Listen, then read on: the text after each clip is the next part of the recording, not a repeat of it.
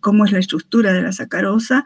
Eso sí tienen que saber, chicos, cómo se escribe la celobiosa y la lactosa, que vamos a ver en prácticas, sobre todo para prácticas, no solo para prácticas de teoría también. Bueno, una vez que hemos acabado monosacáridos y disacáridos, pasamos a polisacáridos. Como su nombre nos está indicando, pues etimológicamente están formados, los polisacáridos son moléculas que están formadas por cientos y hasta por miles de unidades monoméricas. Todas las unidades monoméricas, imagínense una cadenita, esas que se utilizan de adorno, una cadenita, cada eslaboncito de la cadena sería una molécula de glucosa. No siempre glucosa, vamos a ver, pero sería un monosacárido. Y cada eslaboncito unido con otro están unidos, quiero decir, mediante enlaces oglicosídicos. Recuerdan que el enlace oglicosídico es la unión entre dos oxidrilos que forman este enlace oglicosídico, que en esencia es un enlace, o químicamente es un éter. Entonces, en todo polisacárido hay 3 elementos estructurales que debemos tener en cuenta. ¿Cuáles son? Primero, la identidad de los monómeros. ¿De qué monómeros está compuesto un polisacárido? Pueden ser unidades de glucosa o pueden ser unidades de glucosa y galactosa u otros monosacáridos. Entonces, la identidad de los monosacáridos, subrayen. Luego, tenemos que tener en cuenta la naturaleza de los enlaces glicosídicos entre ellos. ¿Qué quiere decir la naturaleza de los enlaces glicosídicos? Se refiere a si son enlaces alfa 1,4, alfa, entre paréntesis pongan aquí, ejemplo, puede ser alfa 1,4 o beta 1,4 o alfa 1,2, etc. A eso se refiere a la naturaleza de los enlaces glicosídicos, que sería su configuración anomérica también, ¿verdad? Y en algunos casos, en ciertos polisacáridos, la secuencia de residuos glicosídicos. Hay polisacáridos, como vamos a ver, que son un tanto complejos, en los que es importante la secuencia. Entonces, ¿qué será? Subrayen la identidad, la naturaleza y la secuencia. Los polisacáridos engloban a un grupo relativamente grande de biomoléculas. Y desde el punto de vista de la estructura y la función, los polisacáridos se clasifican en homopolisacáridos y en heteropolisacáridos.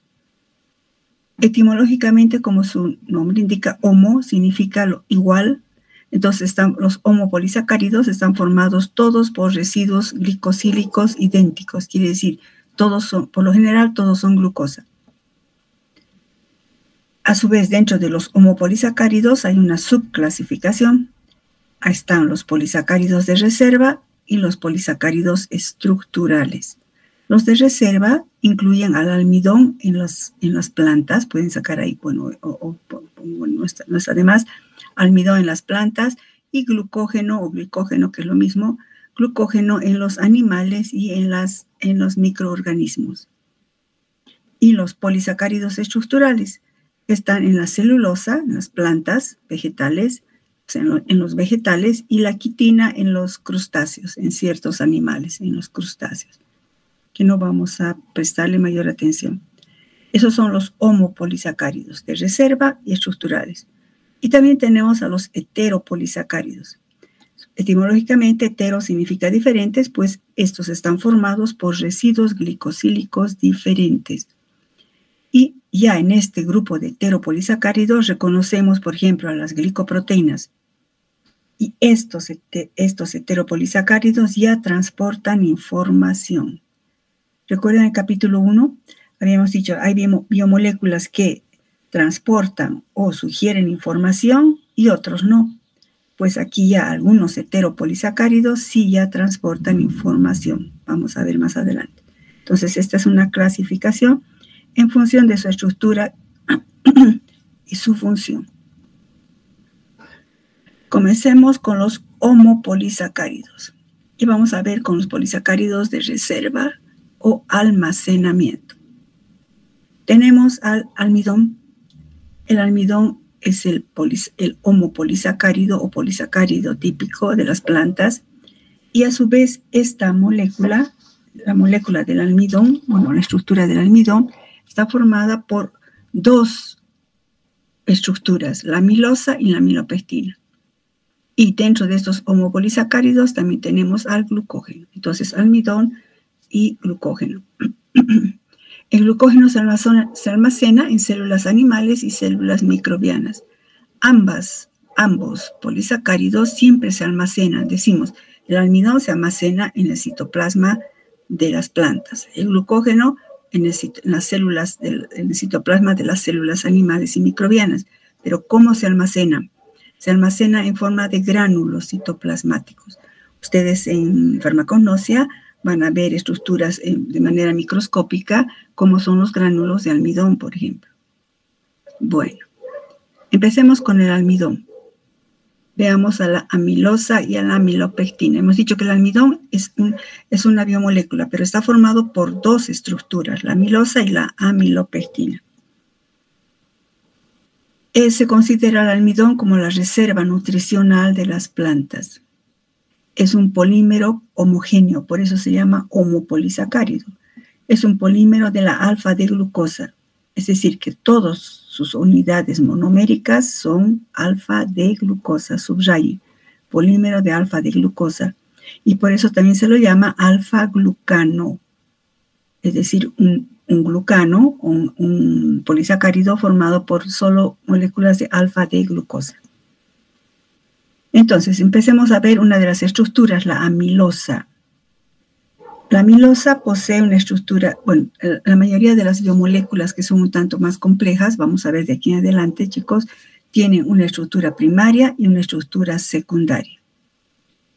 Subrayen estructura primaria, se refiere a la composición de sus residuos o componentes monoméricos. La estructura primaria se refiere a la composición e identidad, escriban, composición e identidad de los componentes monoméricos. Y entonces, en el caso de la amilosa, la estructura primaria es una estructura lineal que está formada todos por residuos. Cuando decimos residuos, no es que son desechos, chicos. En bioquímica, un residuo se considera, por ejemplo, esa cadenita que les he dicho, un eslaboncito es un residuo que está unido al otro residuo, que desde el punto de vista bioquímico, netamente son monómeros. Pero van a leer mucho esto de residuos. Entonces, la estructura primaria es una estructura de cadena lineal, no es ramificada, en la que todos los componentes monoméricos o residuos están unidos por enlaces glicosídicos alfa 1,4. Ya sabemos qué es esto de alfa 1,4, ¿verdad? El oxidrilo de la posición 1 de un monómero se ha unido con el oxidrilo del carbono 4 del otro monómero. Y todos son alfa de glucosa, entonces. En cambio, su estructura secundaria, ¿a qué se refiere la estructura secundaria? Saquen una flechita ahí. La estructura secundaria se refiere a una estructura tridimensional, es decir, en el espacio. Se refiere a la estructura tridimensional de la molécula. Si decimos tridimensional, es en el espacio. Entonces, la estructura de alfa-glucano de la amilosa tiene una conformación helicoidal espiralizada, como ven en esta figura. Entonces, fíjense, una alfa de glucosa está unida, fíjense mi cursor, a otra alfa de glucosa, esta a otra alfa de glucosa, esta a otra alfa de glucosa, unidos todos por enlace alfa 1,4. Pero lo que quiero que aquí vean es la estructura espiralizada, miren. Va así, así, así. Objeto de, fíjense, es espiralizada para ocupar el menor espacio posible en el interior de la célula, porque esta es una larga cadena de glucosa. Pero pues, digamos, adquiere esta disposición espacial de tipo espiralizada para ocupar el menor espacio posible en el interior de la célula. Repito, para ocupar el menor espacio posible en el interior de la célula. Esta sería esta misma, pero aquí yo lo he estirado un poquito para poder explicarles mejor. Fíjense la conformación helicoidal de la amilosa. Esta sería una glucosa, ¿verdad? Que está aquí ahora simbolizada en la representación de la estructura conformacional de silla. Este es el oxígeno, fíjense en mi cursor. Este es el carbono 1 o carbono anomérico. 1, 2, carbono 2, carbono 3, carbono 4. El carbono 4 de esta glucosa está unido con el mediante un enlace oglicosídico. Estos son los enlaces oglicosídicos. Están unidos con el oxidilo o con el carbono 1 de la siguiente glucosa. Por eso se llama enlace alfa 1, 4. Y el siguiente igual, el 1 de este con el 4 de este. Entonces, de esta molécula, el 4 con el 1 del siguiente. Y de esta misma molécula, el 4 con el 1 del siguiente y así sucesivamente. Por eso decimos que es una polialfa 1,4 de glucosa. El enlace 1,4 es este, pues es este, toditos estos, ¿no? Yo solo he puesto un círculo para simbolizar que es este y todos los N que haya. Este sería el extremo reductor. Recuerdan que hemos dicho cuando un monosacárido, disacárido, o realmente hasta poli no va, pero mono o disacárido, cuando es reductor, cuando tiene un carbono anomérico libre. Entonces, este es un extremo, este es el extremo reductor. Y en esta otra, si hacemos una imaginación de que esta es una estructura helicoidal, en el otro extremo estará el extremo no reductor. ¿Qué importancia tiene esto de que yo recalque que este es el extremo reductor y este es el extremo no reductor? Pues tiene una importancia crucial que vamos a ver ahorita. Extremo reductor, está claro porque este es el extremo reductor, ¿verdad, chicos? Si hay alguna pregunta, pueden usar el micrófono o levantar la mano. Bueno, este es el extremo reductor. O sea, la amilosa tiene un extremo reductor, fíjense en mi curso, y un extremo no reductor. Si vemos de manera lineal, vemos, fíjense, esta sería una molécula. Si este es el oxígeno, para que se guíen, chicos, si este es el oxígeno, siempre que está a la derecha es el carbono 1, que sabemos que por la hemiacetalización, este es el carbono anomérico o carbono reductor. Ahí pueden aumentar el carbono anomérico o carbono reductor. Y entonces 1, 2, 3, el 4 se une con el 1 de la siguiente molécula. En la posición 4 de esta con la 1 del siguiente y así. Y entonces, fíjense, este sería el extremo reductor. Si continuaríamos N veces, sería el extremo no reductor. Y entonces la configuración alfa que tiene, esta alfa que está con los oxidrilos abajo, permite que, digamos, estéricamente se pueda ir torciendo la molécula. No es lineal rígida, es lineal porque no tiene, cuando digo lineal es que no hay ramificación, no es que es una línea. No, esta es su estructura primaria. ¿Cuál es su estructura primaria? Unión de glucosa mediante enlaces glicosídicos alfa 1,4. Glucosa 1,4. Glucosa 1,4. Pero su estructura secundaria es de tipo alfa hélice. Es decir, que está girando en este sentido, ¿no? De manera dextrógira. Aparte que se llama alfa porque los oxidrilos están en posición alfa. El carbono anomérico, que eso ya hemos visto, ¿verdad? Bueno. Esa es la amilosa. Entonces, la amilosa no tiene ramificaciones, lineal en sentido, repito, es lineal no porque sea una línea recta, sino que no tiene ramificaciones. Unidos por enlaces alfa 1,4. En cambio, la amilopectina, que también forma parte de la estructura del almidón, esta sí es una estructura de cadena ramificada, porque a nivel de la ramificación tiene enlaces alfa 1,6. Y a lo largo de las cadenas todos son alfa 1,4. Por ejemplo, fíjense, este es un enlace alfa 1,6. A ver, nos vamos a ubicar. Esta es la glucosa. Aquí está el oxígeno. Siempre la referencia es el oxígeno. Si este es el oxígeno, fíjense en mi cursor. Si este es el oxígeno, este es el carbono 1. Y está libre, entonces es el extremo reductor. Si este es el 1, el 2, el 3 y el 4, se une con el 1 del siguiente, el 1, el 2, el 3, el 4, el 5, y de esta molécula el 6 se está uniendo con el carbono 1 mediante el enlace glicosídico con el carbono 1 de una ramificación. Y entonces, el punto de ramificación, ponga ramificación, el punto de ramificación es el enlace alfa 1,6. ¿Está claro eso, verdad, chicos? El punto de ramificación es un enlace alfa 1,6. Y el resto son 1,4, 1,4, aquí mismo, 1,4, 1,4, 1,4. Entonces, esto nos estamos viendo que la amilopectina es una molécula ramificada. Entonces, en esta cadena ramificada podemos ver dos tipos de enlaces. El enlace de ramificación, que es alfa 1,6, y el enlace nomás de unión entre los monómeros, que es el enlace alfa 1,4. Todos son O-glicosídicos. Aquí podemos aumentar enlace O-glicosídico alfa 1,6. Y aquí, enlace O-glicosídico alfa 1,4, para que estudien, aunque estamos redundando, pero vale la pena. Enlace O-glicosídico alfa 1,4, repito, enlace O-glicosídico alfa 1,6. Esto sí tienen que saber, chicos.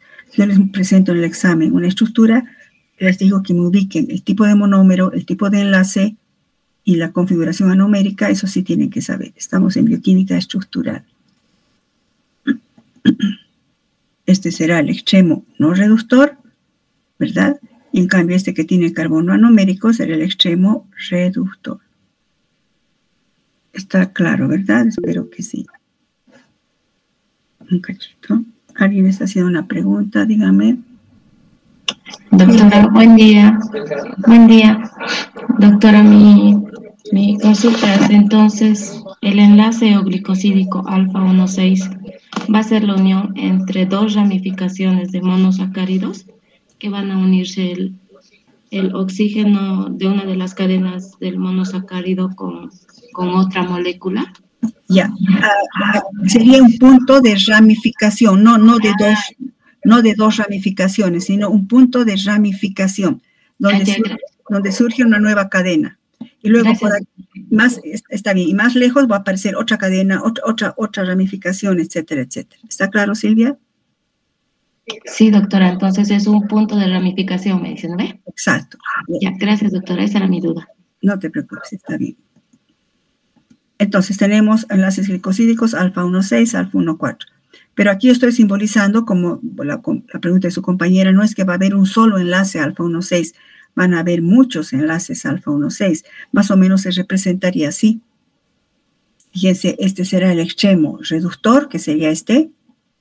Y la amilopectina tiene varias ramificaciones. Ahorita, digamos, estaríamos viendo estito, que podría ser estito. Pero luego la cadena es larga con varias ramificaciones. El punto final de las ramificaciones, como está aquí, serían los extremos no reductores. Entonces pueden aumentar aquí. Entonces en los círculos no pintados, o no sé si han impreso en color, en estos círculos vacíos diríamos, todos son extremos no reductores. No reductor, no reductor, no reductor, no reductor. Vamos a ver por qué hago tanto énfasis en eso. Estos son los extremos no reductores. Ahora, estamos describiendo la estructura de la amilosa, de la amilopectina, pero el describir eso nos ayuda a entender esto, que los polisacáridos de almacenamiento tienen un diseño admirable para la función que tienen. ¿Recuerdan cuál es su función? Son polisacáridos de reserva, es decir, que acumulan las moléculas de glucosa para luego utilizarlas.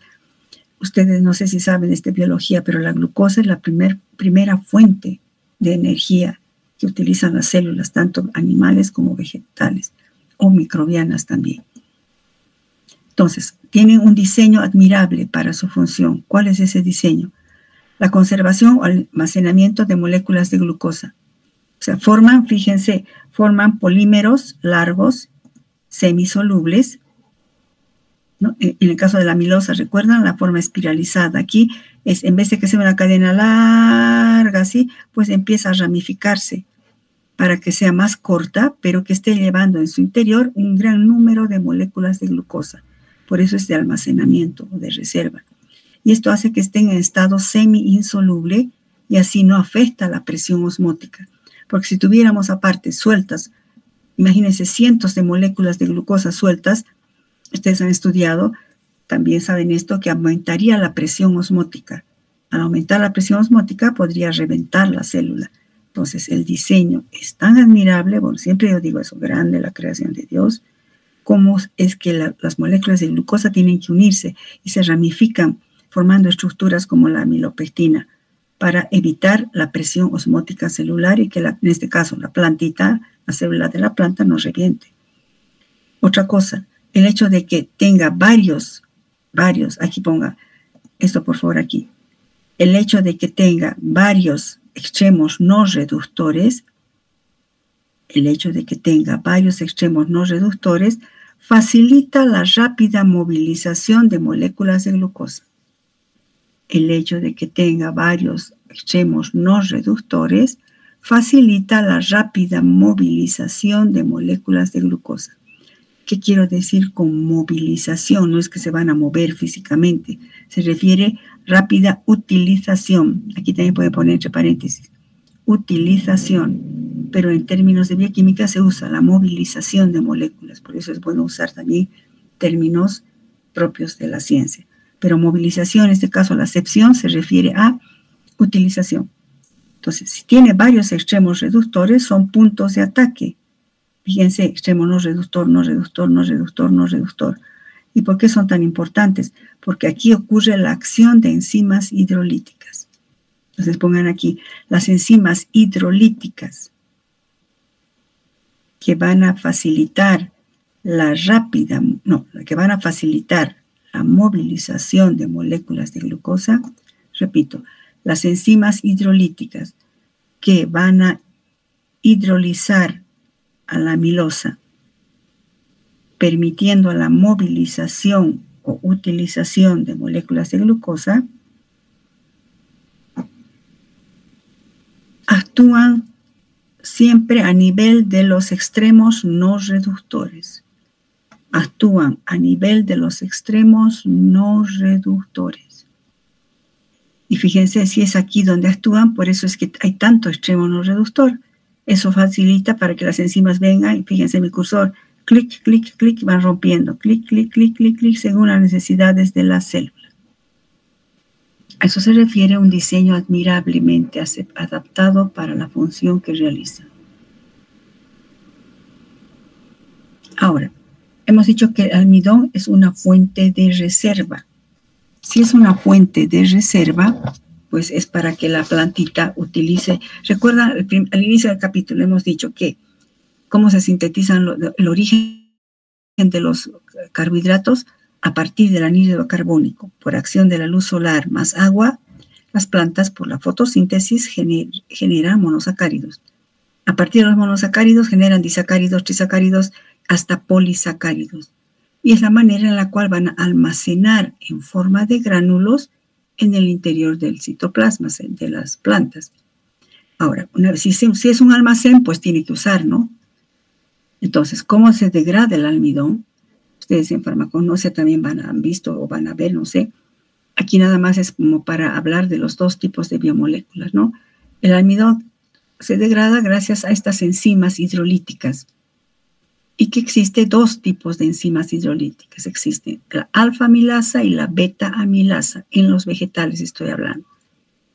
Ambas enzimas, tanto la alfa como la beta-amilasa, atacan a la fracción tanto de la amilosa como de la amilopectina, pero siempre a nivel de sus extremos no reductores. Y lo que hidrolizan son los enlaces alfa-1,4. Y estas enzimas comienzan siempre por los extremos no reductores. Por eso he hecho tanto énfasis en cuál es el extremo reductor y cuál es el no reductor. La acción de la alfa y beta amilasa difiere en una de otra. Por ejemplo, la beta amilasa es una enzima hidrolítica. Está aquí, hidrolítica, subrayenla, pónganle, no sé cómo quieran. La alfa y beta amilasa son enzimas hidrolíticas. Cuando vemos enzimología vamos a ver mejor esto, pero ahorita hidro, que significa agua, lítica, ruptura, es decir, que rompen enlaces covalentes utilizando el agua. Hidrólisis, ¿no? Entonces, tenemos la beta-amilasa y la alfa-amilasa. La beta-amilasa corta de 2 en 2.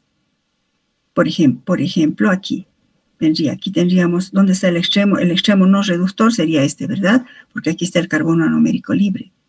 El extremo no reductor, fíjense mi cursor es la beta-amilasa. Viene y dice, ¿dónde está el extremo no reductor? Ah, aquí. Voy a cortar 1, 2, clic, rompe esto, hidroliza. Entonces libera una maltosa, por ejemplo, un dímero. Luego viene así, rompe de 2 en 2, de 2 en 2, de 2 en 2. Esa enzima la tienen las plantitas. También tienen este otro tipo de enzima, la alfa-amilasa. Pero la alfa-amilasa es una enzima que no corta de 2 en 2, sino corta de una manera más aleatoria. Puede cortar de 1 en 1. Sí, esta es la alfa-amilasa. Viene siempre, pero por el extremo no reductor. Puede cortar aquí o podría cortar acá, generando aquí una glucosa o una maltosa o una triosa y así. Tienen las plantas los dos tipos de enzimas.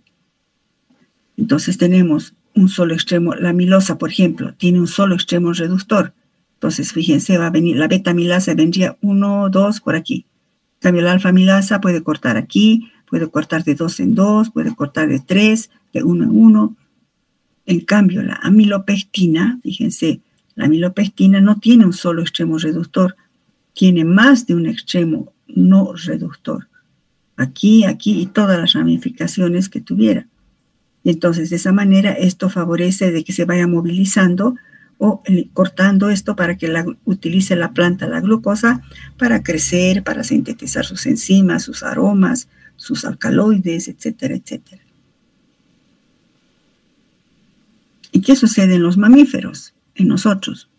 Si nosotros consumimos, por ejemplo, hemos dicho, ¿recuerdan el ciclo energético de la vida? Las plantas sintetizan, son autótrofas, sintetizan a partir de anhídrido carbónico y agua por acción de la luz solar con sus enzimas en los cloroplastos, sintetizan monosacáridos, luego disacáridos, luego tri y polisacáridos. En el trigo, la papa y todo lo que nosotros comemos. Nosotros consumimos el almidón de las plantitas como fuente de carbono y energía o de glucosa. Nosotros tenemos que digerir, hemos comido esa papa, el arroz, el pan, lo que hubiésemos comido. Y ese almidón nosotros, los seres humanos, lo digerimos. Y no solo nosotros, la mayoría de los microorganismos superiores también lo hacen, como bacterias y los animales inferiores. Nosotros tenemos también una enzima hidrolítica, que es la amilasa salival a nivel de las glándulas salivales y la amilasa pancreática a nivel de nuestro páncreas. Esas son las secreciones digestivas. Estas enzimas, tanto la amilasa salival como la amilasa pancreática, son del tipo alfa-amilasa, como de las plantas, pero alfa. ¿Recuerdan? Alfa corta de manera aleatoria, de 1 en 1, de 2 en 2. Y entonces nosotros, la amilasa salival y pancreática es de tipo alfa-amilasa. Son secretadas por estas glándulas y también, no basta eso, digamos, la amilasa salival por el proceso de masticación ya empezamos a hidrolizar. Luego pasa al estómago, el pH del estómago es muy ácido, continúa hidrolizándose. Pasa al intestino delgado con las secreciones del páncreas, continúa la hidrólisis. Y ahí va combinándose otras enzimas como la maltasa, las enzimas desramificadoras, que son las que rompen los enlaces alfa 1,6. Ustedes van a ver esto con mucho detalle en nutrición, pero también vamos a hablar de esto cuando estemos llevando el almidón en prácticas, chicos. Entonces, finalmente, o sea, fíjense, la conjunción de la amilasa salival en la masticación, luego el pH del estómago, luego la amilasa pancreática, la secreción de los jugos pancreáticos en el intestino, van degradando. Y tenemos además enzimas como la maltasa, que degrada la maltosa, y las enzimas desramificadoras, que rompen los enlaces alfa 1,6. Y al final se degrada por completo el almidón hasta alfa de glucosa. Esta alfa de glucosa a nivel del intestino delgado es absorbido y atraviesa el lumen intestinal y se metaboliza y va a su destino. Todo esto es área de nutrición. Estamos hablando de la estructura y del almidón. Nosotros hemos comido algo y entonces nosotros tenemos enzimas digestivas que degradamos el almidón hasta glucosa. Esta glucosa atraviesa la pared intestinal y entra al torrente sanguíneo y el destino será según que necesite. Si una persona está haciendo ejercicios, pues cada célula va a necesitar esa glucosa para generar energía ATP. O si no está haciendo ejercicio y está en un estado tanto de reposo, pues ese exceso de glucosa va a sintetizar glucógeno. Entonces, fíjense que el glucógeno tiene como origen las moléculas de glucógeno en el almidón que comemos y en lo que generan las plantitas. Entonces, de esa manera entramos a estudiar el glucógeno. Nosotros almacenamos glucosa, repito, la glucosa es la moneda, no la moneda, pero sí es la molécula que genera energía, la molécula central, diríamos, de donde convergen los carbohidratos para generar energía. Entonces, las células animales, entre ellas nuestras células, almacenan glucosa en forma de glucógeno. En los animales superiores, entre ellos nosotros, los gránulos de glucógeno abundan ¿dónde? ¿Dónde se acumula? Pues en el hígado y en el tejido muscular, por eso es subrayado ahí. ¿Dónde se acumula el glucógeno? Sobre todo en el hígado y en el tejido muscular, donde cumple funciones que vamos a ver enseguida. El glucógeno, entonces, cae en la categoría también de homopolisacárido, es decir, que está formado solo por moléculas de glucosa. Es un polímero muy grande, es ramificado. A diferencia del almidón, aquí no hay el lineal como la amilosa ni amilopectina. Aquí no.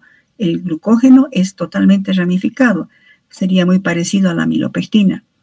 Está formado todos por unidades de glucosa, unidos todos por enlace alfa-1,4 glicosídicos.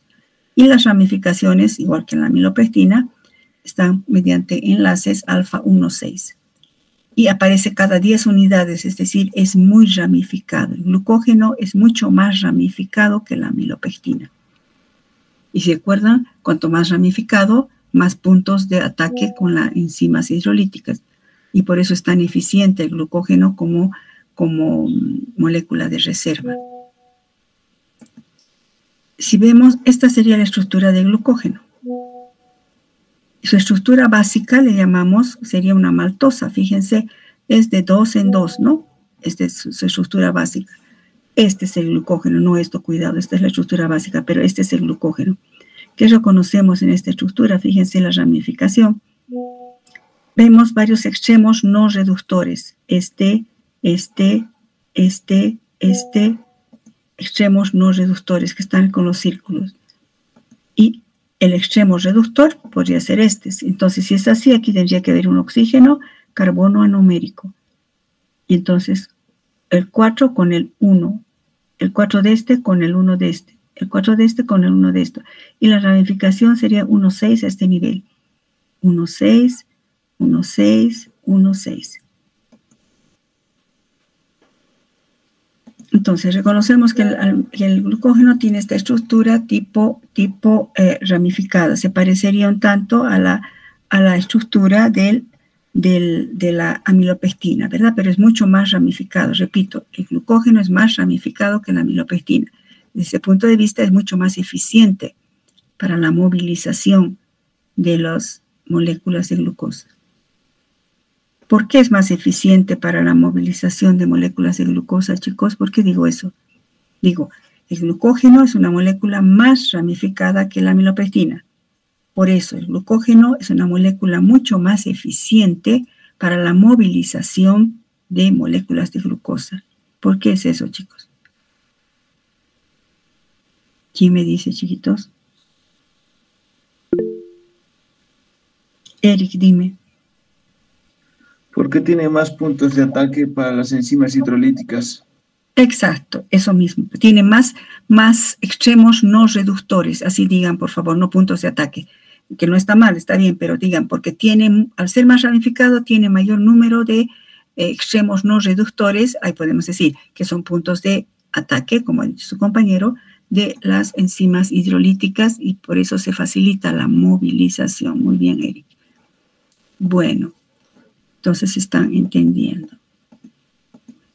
¿Cómo es la degradación del glucógeno?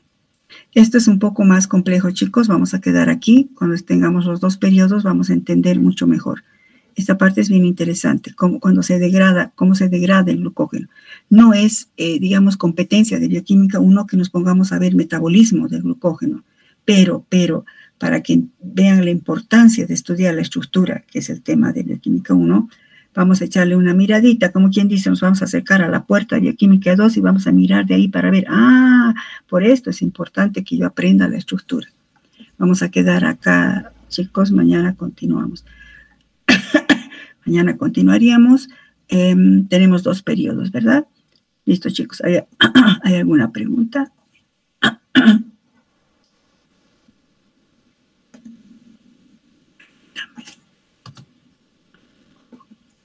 Pone 300, también estoy aquí. Permítame un cachito.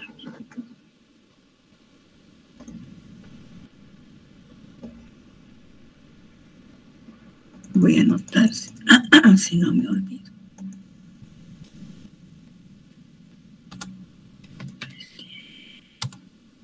Hoy día es 14. Ya, entonces hemos quedado acá.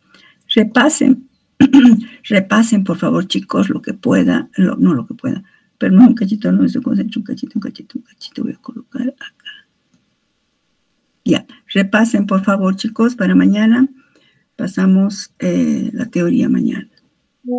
Hasta luego, chicos. No, perdón, ¿hay alguna pregunta? Dime, Verónica. Disculpe, doctora, para el tema de práctica y la realización del informe, ¿tenemos que entregarle solo el cuestionario o tenemos que entregarle la introducción, el objetivo más el cuestionario? ¿Estás hablando del tema 1 o el tema 1 ya han entregado, no? Sí, de exactitud y precisión. Ya. No, en exactitud y precisión tienen que seguir el formato. No les he compartido. No les he compartido los instructivos, ¿no? Del tema 2. No les he compartido. Enseguidita les comparto, chicos. Lo que ahora voy a mandar un instructivo no es solo para el tema 2, es para todos los temas que vienen adelante hasta finalizar la gestión. Ahorita les comparto. Ahora, en exactitud y precisión, como hemos hecho práctica, entonces ahí tiene que haber introducción, objetivos, tiene que haber planteamiento del problema, hipótesis, resultados, todo eso, todo lo que les voy a dar ahorita. Y ahorita les comparto, chicos, eso. Cualquier duda me preguntan en clases. Hasta luego, entonces. ¿Alguna otra pregunta? Bueno, hasta luego, chiquitos, cuídense.